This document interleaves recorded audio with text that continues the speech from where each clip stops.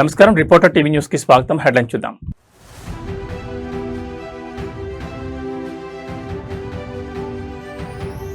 కుప్పం వేదికగా ఏపీ పారిశ్రామిక విప్లవం, స్పీడ్ ఆఫ్ డూయింగ్ బిజినెస్ కు సీఎం చంద్రబాబు శ్రీకారం.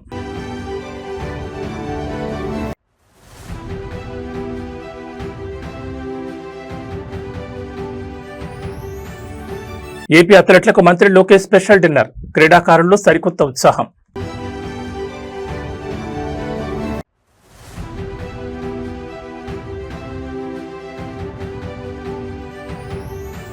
ఢిల్లీ వేదికగా తెలంగాణ కీలక డిమాండ్, కేంద్ర మంత్రి అన్నపూర్ణాదేవితో ఉన్నత స్థాయి భేటీ.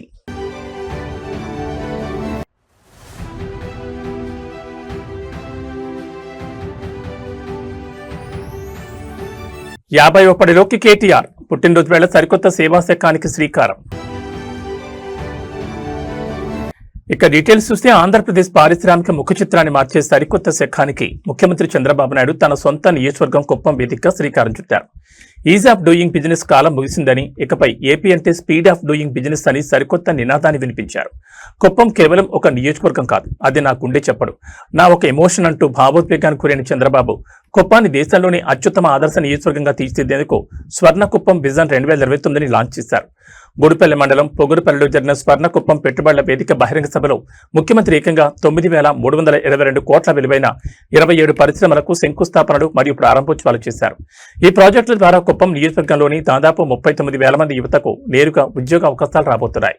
దేశంలోనే తొలి బ్యాటరీ అనోడ్ మెటీరియల్ ప్లాంట్ ను అధా గ్రూప్ 2,081 కోట్లతో ఇక్కడే ఏర్పాటు చేస్తుండడం విశేషం. అంతేకాదు, పైనీర్ క్లీన్ యాంప్స్ సంస్థ 150 కోట్లతో 2-సీటర్ ట్రైనర్ విమానాల తయారీ యూనిట్ ను కూడా కుప్పంలో నెలకొల్పుతోంది. ఈ సందర్భంగా చంద్రబాబు మాట్లాడుతూ తన డ్రీమ్ ప్రాజెక్ట్ అయిన వన్ ఫ్యామిలీ వన్ ఎంటర్ప్రెన్యూర్, ప్రతి కుటుంబం నుంచి ఒక పారిశ్రామికవేత్త విధానానికి కుప్పం నుంచి అడుగులు పడాలన్నారు. యువత ఉద్యోగాలు వెతుక్కునే వాడుగా కాకుండా ఉద్యోగాలు ఇచ్చే స్థాయికి ఎదగాలని పిలుపునిచ్చారు. 200 కోట్లతో ఏర్పాటు చేసిన ఏబిఐఎస్ ప్రోటీన్స్ చికెన్ ప్రాసెసింగ్ యూనిట్ ద్వారా స్థానిక పౌల్ట్రీ రైతులకు భారీ లబ్ధి చేకూరుతుందని, 44 ఎకరాల్లో విస్తరించిన ఎంఎస్ఎంఈ పార్కు ద్వారా చిన్న పరిశ్రమలకు స్టార్టప్స్ కు అద్భుతమైన వేదిక లభిస్తుందని సీఎం స్పష్టం చేశారు. ఈ రోజు మా యువత ఇక్కడ ఉన్నారు, వాళ్ళకు ఒకటే విజ్ఞప్తి చేస్తున్నా. ఈ పక్క పారిశ్రామికవేత్తలున్నారు, ప్రాస్పెక్ట్ పారిశ్రామికవేత్తలున్నారు. అందరికీ ఒకటే విజ్ఞప్తి చేస్తున్నా, మీకు మంచి ఉద్యోగం కావాలంటే బెస్ట్ ఉద్యోగాన్ని ఇప్పించే బాధ్యత ముఖ్యమంత్రిగా నేను తీసుకుంటానని మీ అందరికీ హామీ ఇస్తున్నా. ప్రపంచంలో ఉండే బెస్ట్ కంపెనీలు ఇక్కడ తీసుకొస్తాం. రెండోది, నేను కోరుకునేది మా యువత మీరు ఉద్యోగం చేయడం కాదు, మీరు ఉద్యోగాలు ఇచ్చే పరిస్థితిలో ఉండాలంటే మీరు పరిశ్రమలు పెట్టాలి, ఎంఎస్ఎంఈలు పెట్టాలి, స్టార్టప్ కంపెనీలు పెట్టాలి. మీ జీవితంలో మీరు రాణించాలని కుప్పం నుంచే ఈ యొక్క ప్రతి కుటుంబానికి ఒక పారిశ్రామికవేత్త కార్యక్రమాన్ని ప్రారంభిస్తున్నాం. అంతర్జాతీయ క్రీడా వేదికలపై భారత త్రివర్ణ పతాకంతో పాటు ఆంధ్రప్రదేశ్ ఖ్యాతిని సగర్వంగా చాటి చెప్పేందుకు మన ఏపీ అథ్లెట్లు సిద్ధమవుతున్నారు. రాబోయే ప్రతిష్టాత్మక కామన్వెల్త్ గేమ్స్, ఆసియా గేమ్స్ లో దేశానికి ప్రాతినిధ్యం వహించబోతున్న రాష్ట్ర ఎలైట్ ప్లేయర్లకు కూటమి ప్రభుత్వం అత్యున్నత ప్రాధాన్యత ఇస్తోంది. ఇందులో భాగంగానే రాష్ట్ర విద్య, ఐటీ, క్రీడల శాఖ మంత్రి నారా లోకేష్ ఉండవల్లిలోని తన నివాసంలో శుక్రవారం రాత్రి క్రీడాకారులతో కలిసి ప్రత్యేకంగా భేటీ అయ్యారు. వారికి ప్రత్యేకంగా విందు ఇవ్వడంతో పాటు క్రీడాకారుల అవసరాలు, అంతర్జాతీయ స్థాయి శిక్షణకు కావాల్సిన సదుపాయాలపై సుదీర్ఘంగా చర్చించారు. సీఎం చంద్రబాబు నాయుడు నేతృత్వంలో రాష్ట్ర క్రీడా ప్రాధికార సంస్థ అందిస్తున్న అద్భుతమైన మద్దతుపై ప్లేయర్స్ ఆనందం వ్యక్తం చేశారు. కామన్వెల్త్ మరియు ఆసియా క్రీడలకు ఎంపికైన ఆంధ్రప్రదేశ్ చెందిన టాప్ క్లాస్ అథ్లెట్లను మరింత ప్రోత్సహించడమే లక్ష్యంగా మంత్రి నారా లోకేష్ ఈ విందు సమావేశాన్ని ఏర్పాటు చేశారు. ఈ ప్రత్యేక భేటీలో క్రీడాకారులు తమ కెరీర్ మైల్ స్టోన్స్, మెగా ఈవెంట్లకు తాము పడుతున్న శ్రమను మంత్రికి వివరించారు. ఏపీలో గతంలో నిర్వీర్యమైన క్రీడా రంగానికి సీఎం చంద్రబాబు నాయుడు, మంత్రి లోకేష్ సరికొత్త ఊపిరి ఊదారని ప్లేయర్స్ కొనియాడారు.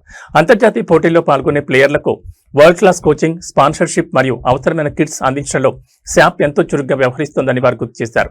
తమకు ఇంతటి గొప్ప గౌరవాన్ని, నిరంతర ప్రోత్సాహాన్ని అందిస్తున్న ముఖ్యమంత్రి చంద్రబాబు నాయుడుకి, మంత్రి లోకేష్ కి శాప్ అధికారులకు, క్రీడాకారులు తమ ప్రత్యేక కృతజ్ఞతలు తెలియజేశారు. క్రీడాకారులను ఉద్దేశించి మంత్రి లోకేష్ మాట్లాడుతూ, మీరు మైదానంలోకి దూసుకెళ్లండి, మీకు వెనుక ఉండి నడిపించే పూర్తి బాధ్యత ప్రభుత్వం తీసుకుంటుంది. పథకాలే లక్ష్యంగా రాణించి దేశ రాష్ట్ర ఖ్యాతిని పెంచాలని పిలుపునిచ్చారు.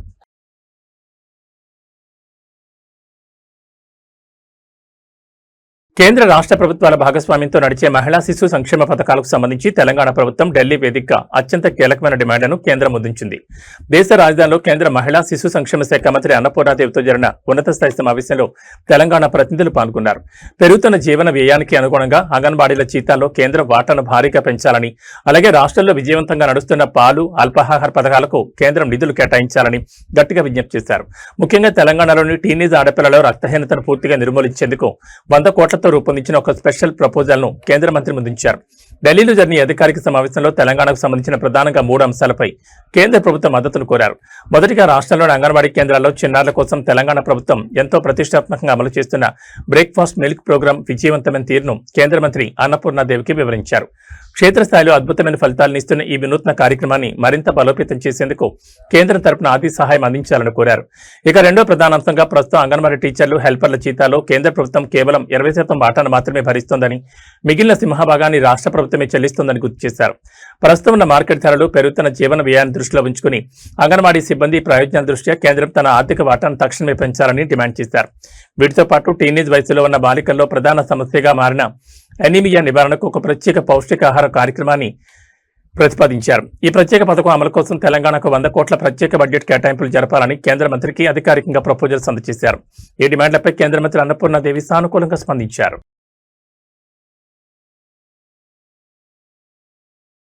రాజకీయాల్లో నిత్యం బిజీగా ఉంటూ ప్రజా సమస్యలపై గళమెత్తే బీఆర్ఎస్ వర్కింగ్ ప్రెసిడెంట్ కేటీఆర్ తన వ్యక్తిగత జీవితంలో ఒక అద్భుతమైన మైలుస్టోన్ మరింత అర్థవంతంగా మార్చుకున్నారు. ఈ ఏడాది జూలై 24వ తేదీతో కేటీఆర్ 50వ పట్లకు అడుగుపెడుతున్నారు. ఈ 50వ పుట్టినరోజు సందర్భంగా సమాజానికి ఉపయోగపడే ఒక గొప్ప సేవా కార్యక్రమానికి ఆయన శ్రీకారం చుట్టారు. హైదరాబాద్ లో జరిగిన స్పర్శ సంస్థ వార్షికోత్సవంలో పాల్గొన్న ఆయన తల్లిదండ్రులు లేని 50 మంది నిరుపేద యువతల ఉన్నత చదువులకు, వారి ఉపాధి సాధికారతకు తన సొంత నిధుల నుంచి పూర్తి ఆర్థిక సహాయాన్ని అందిస్తానని ప్రకటించి అందరి హృదయాలు గెలుచుకున్నారు. మహిళల విద్య, నైపుణ్యాభివృద్ధి ద్వారా వందలాది నిరుపేద కుటుంబాల్లో వెలుగులు నింపుతున్న స్పర్శ సేవా సంస్థ వార్షికోత్సవ వేడుకలు హైదరాబాద్ జీఆర్సీ కన్వెన్షన్ సెంటర్లో ఘనంగా జరిగాయి. ఈ కార్యక్రమానికి ప్రముఖ నటి, సామాజిక కార్యకర్త అమలా అక్కినేనితో కలిసి కేటీఆర్ హాజరయ్యారు. ఈ సందర్భంగా కేటీఆర్ మాట్లాడుతూ, బాధ్యతాయుతమైన పౌరుడిగా సమాజంలో అవసరాల్లో ఉన్న వారిని ఆదుకోవడం మన అందరి కనీస ధర్మమన్నారు. అందుకే ఈ ఏడాది నుంచి తల్లిదండ్రులు లేని 50 మంది యువతుల విద్యా భవిష్యత్ బాధ్యతను తాను పూర్తిగా స్వీకరిస్తున్నట్లు ప్రకటించారు. ప్రభుత్వ సాయంతో సంబంధం లేకుండా తన సొంత సంపాదన నుంచి ఈ 50 మంది విద్యార్థుల ఫీజులు, హాస్టల్ ఖర్చులు మరియు ఇతర విద్యా సామగ్రి ఖర్చులను భరిస్తానని స్పష్టం చేశారు. పేదరికం కారణంగా ఏ ఒక్క ఆడపిల్ల చదువుకు దూరం కాకూడదనే ఉద్దేశంతోనే ఈ నిర్ణయం తీసుకున్నట్టు చెప్పారు. ఈ సందర్భంగా మహిళా సాధికారత కోసం నిరంతరం శ్రమిస్తున్న స్పర్శ ఎన్జీఓ ప్రతినిధులను కేటీఆర్ మరియు అమలా అక్కినేని ప్రత్యేకంగా అభినందించారు. What I would like to do is, instead of just possibly just cheering you on, I will commit to sponsoring and supporting 50 young girls from this year. I will do it from my personal account. Hopefully, like I told you last time, I'll also raise awareness. I'll also connect you to more people. I'll probably also help you connect to other, good donors who would come forward, who would also fund you. And I'm hoping that, I'm only doing this with one intent. My daughter is 17. She goes to college this year. And I can imagine if she didn't have a father, if she didn't have a parent, if she had an upward battle, what could have happened to her? I think, there's no point in living as a human being if you don't have that empathy, if you don't have that sense of despair when you see somebody who is underprivileged, sense of frustration when you can't help somebody who is in need. Today, I think whoever is upstairs has been very kind to me, has given me a lot, and whatever little I can give back to the society in the form of supporting these wonderful initiatives.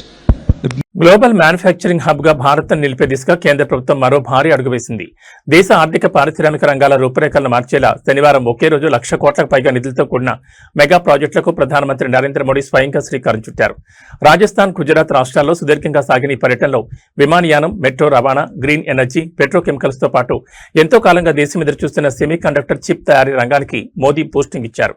ప్రధాని నరేంద్ర మోడీ తన పర్యటన రాజస్థాన్లోని జోధ్పూర్ లో ప్రారంభించారు.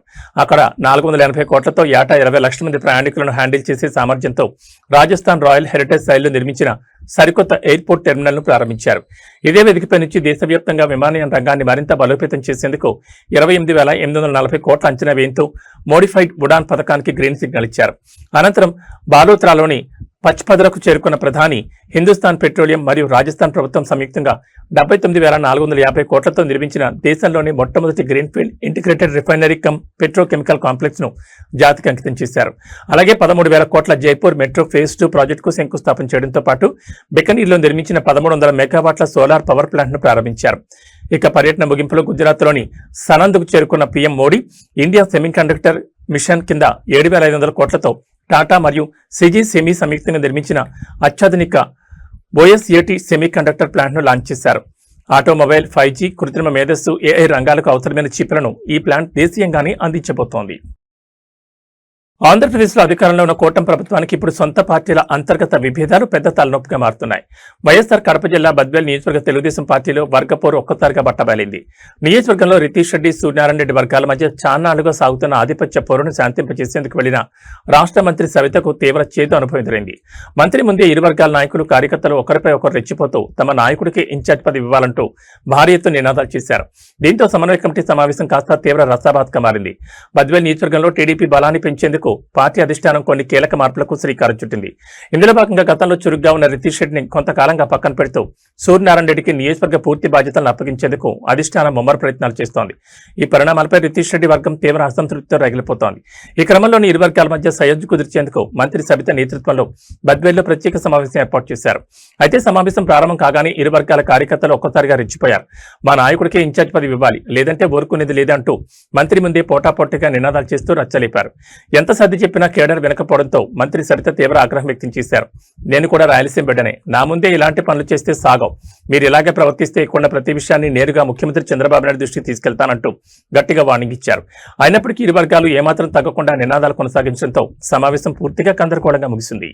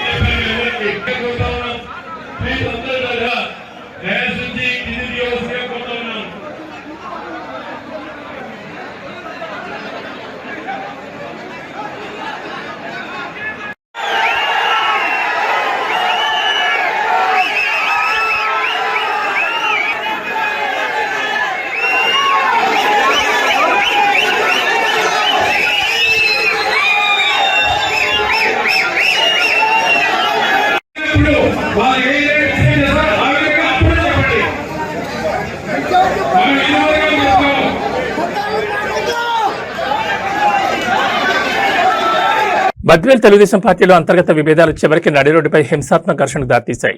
నియోజకవర్గ incharge వివాదాన్ని చక్కదిద్ది ఇరు వర్గాలకు సయోధ్య కుదిర్చేందుకు రాష్ట్ర మంత్రి సవిత సమక్షంలో జరిగిన సమావేశం తీవ్ర రసాబాద్గా ముగిసిన సంగతి తెలిసిందే. అయితే కథ అక్కడితో ముగిసిపోలేదు. మంత్రి సబిత ఇక్కడి నుండి వెళ్లిన వెంటనే రితీష్ రెడ్డి, సూర్యనారాయణ రెడ్డి వర్గీయులు ఒక్కసారిగా నడి రోడ్డుపై బాహాబాహి దిగారు. ఇరు వర్గాలు కర్రలు, రాళ్లతో పరస్పరం దాడులు చేసుకోవడంతో బద్వేల్ పట్టణం ఒక్కసారిగా రణరంగంగా మారింది. ఈ దాడిలో ఇన్ఛార్జ్ రితీష్ రెడ్డి అనుచరుల కారు అద్దాలను ప్రత్యర్థి వర్గం పూర్తిగా ధ్వంసం చేసింది. బద్వేల్ నియోజకవర్గ టీడీపీ ఇన్ఛార్జ్ బాధ్యతల విషయంలో నేపథ్యంలో రితీష్ రెడ్డిని పక్కన పెట్టి సూర్యనారాయణ రెడ్డికి పూర్తి పగ్గాలు అప్పగించేందుకు అధిష్టానం చేస్తున్న ప్రయత్నాలు ఈ ఘర్షణకు కారణమయ్యాయి. అంతకుముందు జరిగిన సమావేశంలో మంత్రి సబిత ఇరు వర్గాలకు గట్టి వార్నింగ్ ఇచ్చినప్పటికీ ఆమె కాన్వాయ్ కదిలిన కొద్ది నిమిషాలకి అసలు రచ్చ మొదలైంది. ఇన్ఛార్జ్ పదవి మాదంటూ వాగ్వాదానికి దిగిన ఇరు వర్గాల కార్యకర్తలు పరస్పర నినాదాలతో మొదలుపెట్టి చివరికి భౌతిక దాడులు దిగారు. ఈ క్రమంలోనే ఆగ్రహంతో ఊగిపోయిన సూర్యనారాయణ రెడ్డి వర్గీయులు ప్రస్తుత ఇన్ఛార్జ్ రితీష్ రెడ్డి అనుచరులకు సంబంధించిన కారుపై దాడి చేసి రాళ్లతో కారు అద్దాలను పూర్తిగా ధ్వంసం చేశారు. పట్టణంలో ఇరు వర్గాల వారు భారీగా గుమికూడడంతో సామాన్య ప్రజలు భయభ్రాంతులు గురయ్యారు. సమాచారం అందుకున్న వెంటనే స్థానిక పోలీసులు భారీగా రంగంలోకి దిగి లాఠీచార్జ్ చేసి ఇరు వర్గాలను చెల్లాచెదురు చేశారు. ప్రస్తుతం బద్వేల్లో అదనపు బలగాలను మోహరించి పరిస్థితిని అదుపులోకి తెచ్చే ప్రయత్నం చేస్తున్నారు.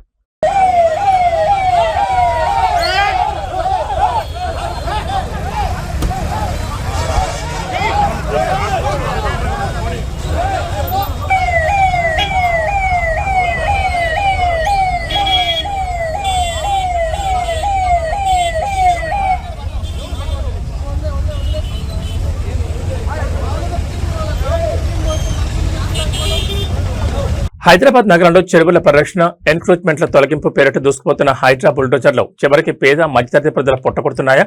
లంబాడీలు, బడా వ్యాపారుల అక్రమ కట్టడాలను ముట్టుకోని అధికారులు వీధి వ్యాపారులపైనే తమ ప్రతాపం చూపిస్తున్నారా? కూకట్పల్లి ఏరియాలోని మోతీనగర్ చౌరస్తా సాక్షిగా ఈ రోజు జరిగిన హైడ్రా కూల్చివేతల పర్వం చూస్తే ఎవరికైనా కన్నీళ్లాగవు. ఎలాంటి ముందస్తు సమాచారం, నోటీసులు లేకుండా శనివారం ఉదయాన్నే విరుచుకుపడ్డ అధికారులు సుమారు కొన్ని వందల చిన్న వ్యాపార దుకాణాలు నేలమట్టం చేశారు. భర్తను కోల్పోయి ఒక చిన్న షాపు ద్వారా జీవనం సాగిస్తున్న ఒక అభాగ్యురైన మహిళా వ్యాపారి ఆవేదన నగర ప్రజలను కదిలిస్తోంది. కూకట్పల్లి పరిధిలోని మోతీనగర్ చౌరస్తా ప్రధాన రహదారి పక్కన వందలాది కుటుంబాలు చిన్న తోపుడు బండ్లు, డబ్బా షాపులు పెట్టుకుని దశాబ్దాలుగా జీవనం సాగిస్తున్నాయి. అయితే ఈ రోజు ఉదయం జీహెచ్ఎంసీ మరియు పోలీస్ బలగాలతో కలిసి వచ్చిన హైడ్రా అధికారులు కనీసం లోపల ఉన్న సామగ్రిని కూడా సర్దుకునే సమయం ఇవ్వకుండా దుకాణాలను కూల్చివేయడం ప్రారంభించారు. ఈ క్రమంలో భర్తను కోల్పోయి ఆ చిన్న షాపే సర్వస్వంగా బతుకుతున్న ఒక మహిళ తన జీవనోపాధిని బుల్డోజర్లు మింగేస్తుంటే అధికారుల కాళ్లపై పడి రోధించిన తీరు ఆ కొండవారిని కలిచివేసింది. లక్షల కోట్ల విలువైన ప్రభుత్వ చెరువు భూములను ఆక్రమిస్తున్న పెద్ద అక్రమార్ల జోలికి వెళ్లడానికి భయపడే హైడ్రా అధికారులు కేవలం పొట్టకొట్టు కోసం రోజువారీ వ్యాపారాలు చేసుకునే మాలాంటి నిర్భాగ్యుల మీద కక్ష సాధింపు చర్యలకు దిగుతున్నారని బాధితులు తీవ్ర ఆవేదన వ్యక్తం చేశారు. కనీసం ప్రత్యామ్నాయం చూపించకుండా ఇలా రోడ్డున పడేస్తే తమ పిల్లలతో కలిసి ఎక్కడికి వెళ్లాలని, తాము ఎలా బతకాలని బాధితులు ప్రభుత్వాన్ని కన్నీళ్లతో నిలదీస్తున్నారు.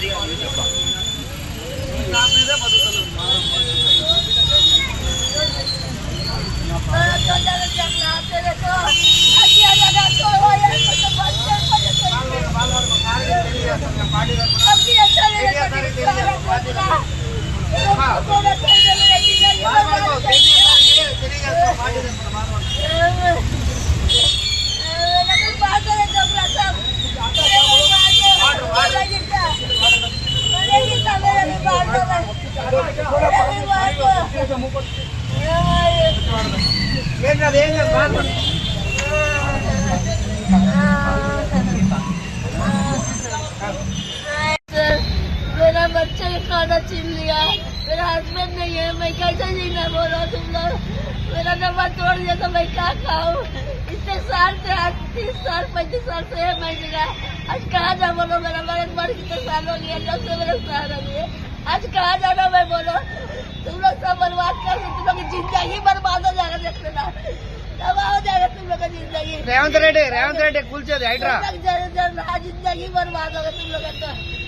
कभी अच्छा नहीं रहेगा तुम लोग मेरा चीज छोड़ के, कभी अच्छा नहीं रहेगा, कभी अच्छा नहीं रहेगा तुम लोग का। सारा ढोकला ఆధునిక సమాజంలో ఇంకా కుల బహిష్కరణలు, సామాజిక వివక్షలు కొనసాగడం సిగ్గుచేటు. నిజామాబాద్ జిల్లా ఇందలవాయి మండలం కన్నారం గ్రామంలో దళిత సామాజిక వర్గానికి చెందిన మాదిగ కులస్తులపై స్థానిక వీడీసీ కమిటీ అనాగరికంగా గ్రామ బహిష్కరణ వేటు వేయడం ఇప్పుడు జిల్లా వ్యాప్తంగా తీవ్ర సంచలనంగా మారింది. తమను సామాజికంగా ఒంటరిని చేసి అడుగడుగునా వివక్షకు గురి చేస్తున్నారంటూ ఆగ్రహించిన బాధితులు ఈరోజు ఇందలవాయి మండల రెవెన్యూ కార్యాలయాన్ని ముట్టడించారు. ఎంఆర్ఓ డౌన్ అంటూ కార్యాలయం ముందు బైఠాయించి భారీ ఎత్తున నినాదాలు చేశారు. ఇందలవాయి మండలం కన్నారం గ్రామంలోని విలేజ్ డెవలప్మెంట్ కమిటీ సభ్యులు కొంతకాలంగా ఏకపక్ష నిర్ణయాలతో సామాన్యులను ఇబ్బందులు గురి చేస్తున్నారనే విమర్శలున్నాయి. ఈ క్రమంలోనే గ్రామానికి చెందిన మాదిగ కులస్తులను లక్ష్యంగా చేసుకుని వారిని అనాగరికంగా గ్రామ బహిష్కరణ చేస్తున్నట్లు కమిటీ సభ్యులు హుకుం జారీ చేశారు. అంతటితో ఆగకుండా బాధితులను అత్యంత దారుణంగా అసభ్య పదజాలంతో దూషిస్తూ సామాజికంగా వేధింపులకు గురి చేశారు.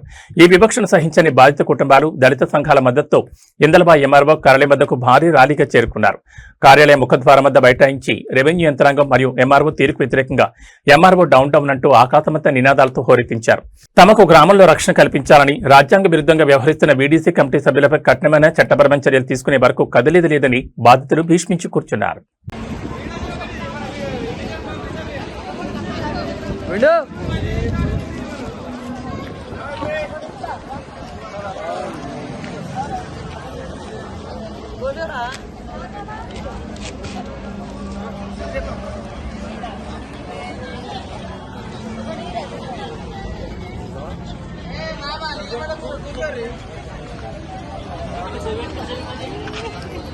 జయశనా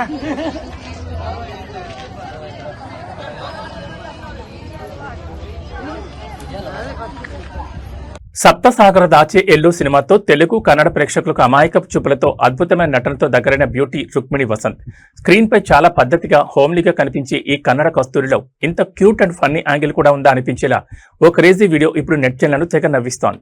సాధారణంగా సెలబ్రిటీలు రకరకాల మైమింగ్, ఇమిటేషన్ ఆర్ట్స్ చేయడం మనం చూస్తూ ఉంటాం. కానీ రుక్మిణి వసంత్ మాత్రం ఏకంగా ఓ మేకను పర్ఫెక్ట్ గా ఇమిటేట్ చేసి సోషల్ మీడియాను షేక్ చేస్తున్నారు. ఆమె అలా అరవడమే ఆలస్యం, అక్కడ ఉన్న ఒక మేక కూడా రిప్లై ఇవ్వడం ఇక్కడ అసలైన హైలైట్. షూటింగ్ గ్యాప్ లోనో లేదా ఒక అవుట్డోర్ ట్రిప్ లోనో ఉన్న రుక్మిణి వసంత్ సరదాగా తన చుట్టూ ఉన్న మేకను చూసి ముచ్చటపడ్డారు. ఈ క్రమంలోనే తనలోని ఒక హిడెన్ టాలెంట్ కు పని చెప్పారు. అచ్చం మేక ఎలా అరుస్తుందో అదే శబ్దంతో, అదే పిచ్ తో చాలా పర్ఫెక్ట్ గా మేకల అరిచి చూపించారు. రుక్మిణి వసంత్ ఇమిటేషన్ ఎంత రియలిస్టిక్ గా ఉందంటే ఆ సౌండ్ వినగానే అక్కడ ఉన్న ఒక నిజమైన మేక కూడా ఏమాత్రం ఆలస్యం చేయకుండా ఆమెకు రిప్లై ఇస్తూ తిరిగి అరిచింది. ఈ క్యూట్ కాన్జర్వేషన్ అక్కడ ఉన్నవారు వీడియో తీసి సోషల్ మీడియాలో పోస్ట్ చేయడంతో అది కాస్త క్షణాల్లో వైరల్ గా మారింది. ఈ వీడియో చూసిన నెటిజన్లు, అభిమానులు రుక్మిణి క్యూట్నెస్ కు పడిపోతున్నారు. సినిమా ఇండస్ట్రీలో గ్రేటెస్ట్ ఆఫ్ ఆల్ టైమ్ అనే అర్థంలో వాడే GOAT అనే పదాన్ని ఇక్కడ నిజమైన అర్థంలో వాడుతూ Rukmini is the real goat అంటూ సోషల్ మీడియాలో క్రేజీ మీమ్స్, కామెంట్స్ తో ట్రెండ్ చేస్తున్నారు. Yeah. Okay, watch me.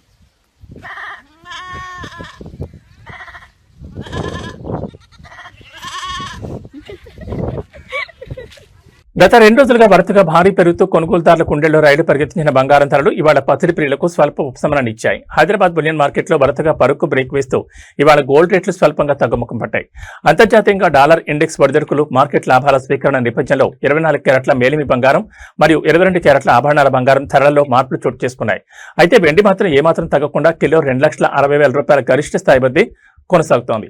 Hyderabad bullion మార్కెట్లో ఇవాళ 24 క్యారెట్లకు చెందిన 10 గ్రాముల మేలిమి బంగారం ధర 270 రూపాయల మేర తగ్గింది.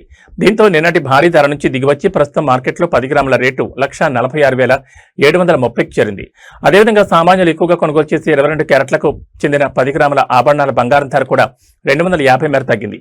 ఈ తగ్గుదలతో ప్రస్తుతం మార్కెట్లో 22 క్యారెట్ల గోల్డ్ రేటు 1,34,500 పలుకుతోంది. బంగారం ధరలు ఇలా స్వల్పంగా దిగివచ్చినా వెండి మాత్రం ఏమాత్రం తగ్గలేదు. మార్కెట్లో ఇవాళ కేజీ వెండి ధర 2,60,60,000 వద్దే ఎలాంటి మార్పు లేకుండా స్థిరంగా కొనసాగుతోంది.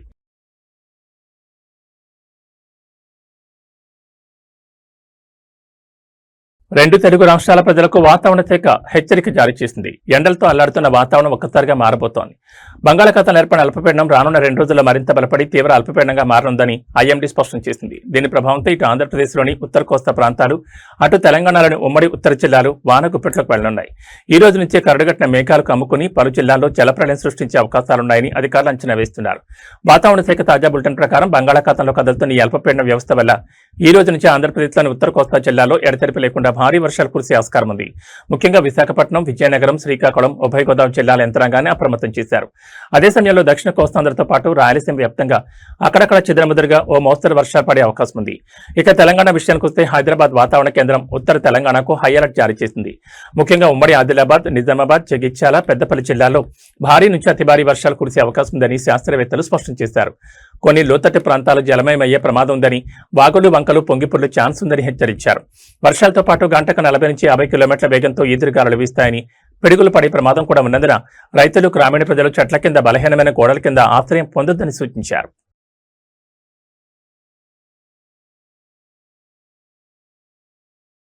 ఏబీ బులెటిన్ విశేషాలు. నమస్కారం.